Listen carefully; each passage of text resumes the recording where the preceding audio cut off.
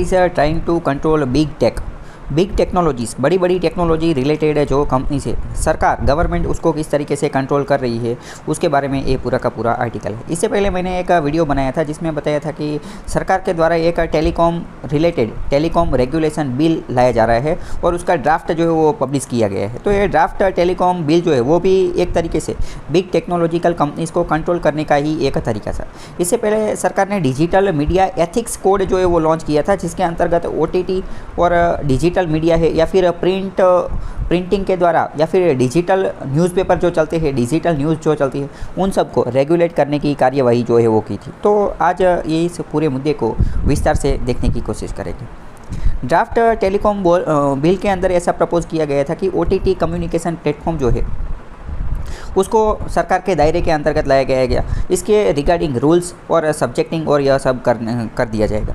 Telecom operators को किस तरीके से गवर्न करना है, उसको लाइसेंस लेना है या नहीं लेना है, उन सबको रेगुलेट किया जाएगा। वीडियो कॉल रिलेटेड जितनी भी कंपनी है या फिर ऑनलाइन मीटिंग वाली जितनी भी कंपनी है, जूम कॉल है या फिर यह ऑनलाइन वेबिनार वाली जितनी कंपनी है, उन सबको इन सब प्रक्रिया के लिए लाइसेंस लेना पड़ेगा।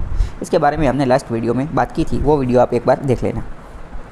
उसके बाद बात करें तो बिग टेक्नोलॉजी की एक और कंपनी है पेमेंट प्लेटफॉर्म में क्या क्या आता है, जैसे कि गूगल पे है, जैसे कि फ़ोन पे है या फिर अमेज़ॉन पे है या फिर मान लो कि पेमेंट गेटवे मान लो कि वीज़ा कार्ड है या फिर मास्टर कार्ड है। तो ये जो पेमेंट प्लेटफॉर्म है उनके ऊपर भी उनके मार्केट शेयर के ऊपर भी सरकार जो है वो एक कैप लगाने की कोशिश कर रही है, मतलब कि by putting caps on market shares of payment platform, मतलब कि पूरे मार्केट के अंदर कोई एक पेमेंट प्लेटफॉर्म है उसकी मोनोपोली ना हो जाए। मतलब कि ऐसा ना हो जाए कि मान लो कि पूरे जितने भी ट्रांजैक्शन होते हैं वो सभी गूगल पे के द्वारा ही होते हैं। तो ऐसे में तो क्या होगा, गूगल पे की मोनोपोली हो जाएगी। मतलब कि पेमेंट प्लेटफॉर्म है उन सभी के अंदर जो वो मार्केट शेयर बना रहे, हेल्दी कॉम्पिटिशन बना रहे, और इसीलिए एक प्लेटफॉर्म के ऊपर से कितने पेमेंट हो पाएंगे उसके ऊपर कैप लगाने की, मैक्सिमम इतने पेमेंट ही हो पाएंगे, इतने ट्रांजैक्शन ही हो पाएंगे, इसकी कैप जो है वो लगा दी गई।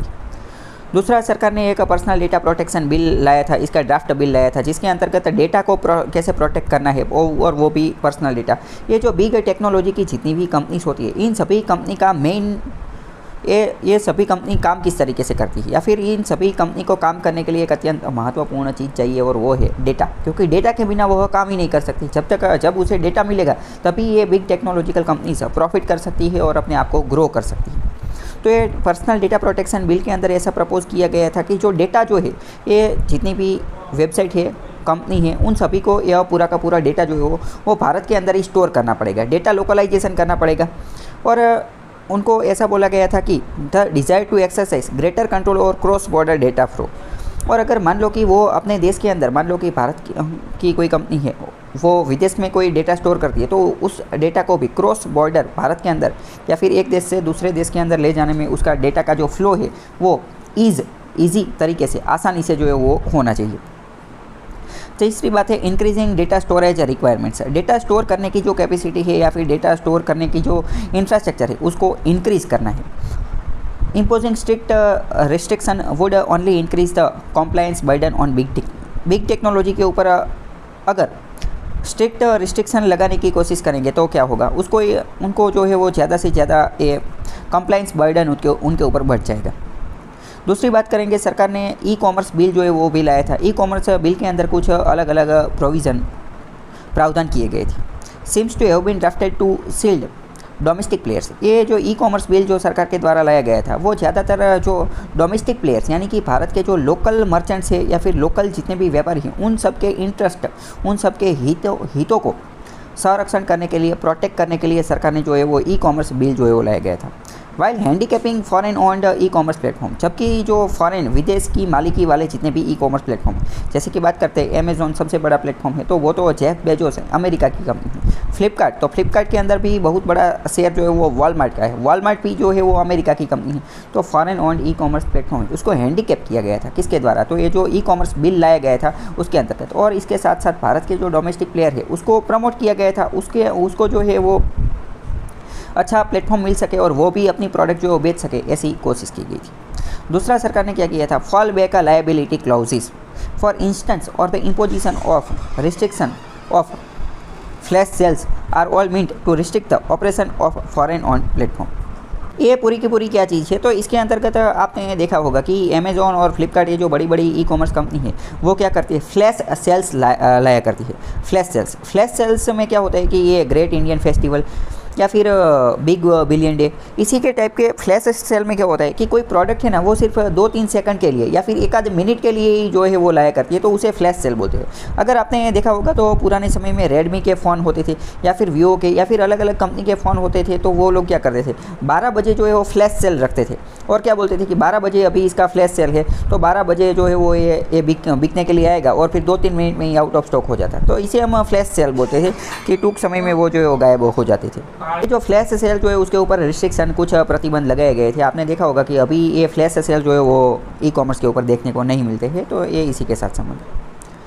अब समझते हैं कि गवर्नमेंट ने जो जितने भी रेगुलेशन लगाए हैं किसके ऊपर, तो कि बिग टेक्नोलॉजी के ऊपर, बड़ी बड़ी जो टेक जायंट है उनके ऊपर ये जो ये रेगुलेशन लगाए, कौन कौन से रेगुलेशन लगाए, तो ये फ्लैश सेल के ऊपर, फिर ये पर्सनल डेटा प्रोटेक्शन बिल का, फिर डेटा स्टोरेज रिक्वायरमेंट के रिगार्डिंग ई कॉमर्स बिल जो है वो लाया, डेटा प्रोटेक्शन बिल लाया, ड्राफ्ट टेलीकॉम बिल लाया, डिजिटल मीडिया एथिक्स कोड। तो यह सब गवर्नमेंट इंटरवेंशन है किसके लिए, तो कि ये बिग टेक्नोलॉजिकल जायंट है उसको रेगुलेट करने के लिए। लेकिन इसके अंदर ये जितने भी रेगुलेशन है उनके अंदर कुछ कॉन्सर्न, कुछ चिंताएं हमें देखने को मिलती है।